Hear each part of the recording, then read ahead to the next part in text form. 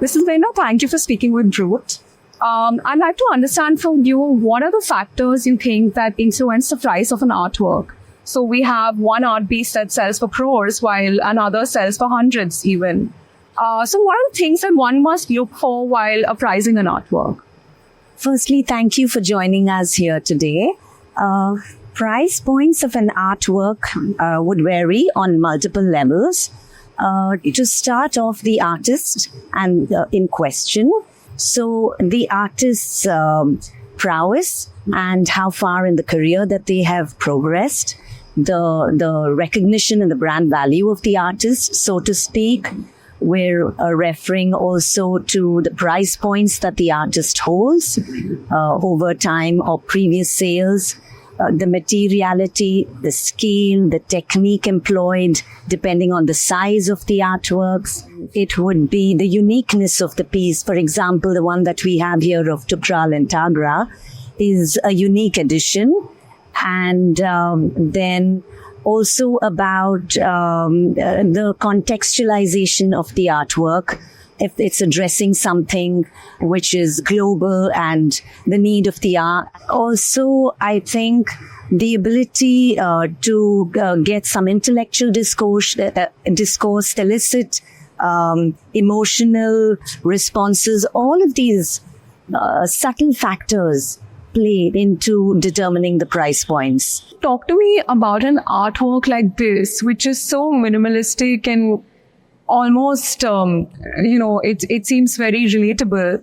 How do you value an artwork like this? Yeah, so we're looking at a beautiful composition of Manisha, which says, "Follow me." The idea behind it is there is simplicity in its language.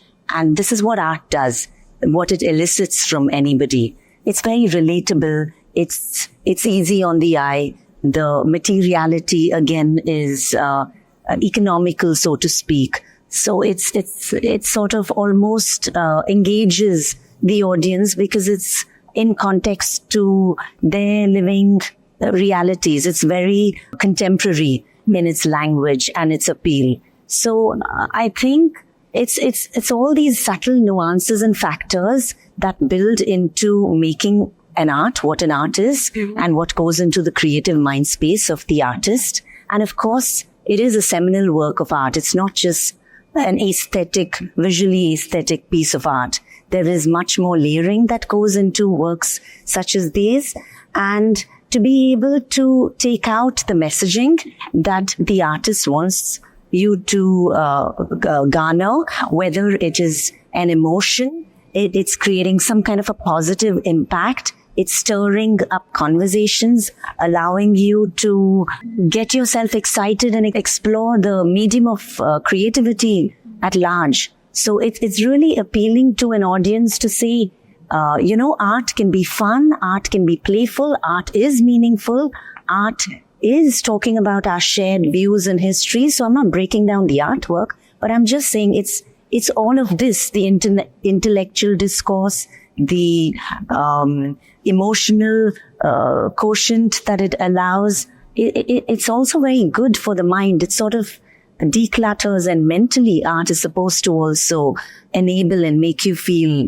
It's a great mechanism for wellness. And who is it that determines the price? It is determined by the galleryist that represents the artist, or if the artist is representing himself and not attached to the gallery. So it is completely the prerogative of the artist and the galleryist.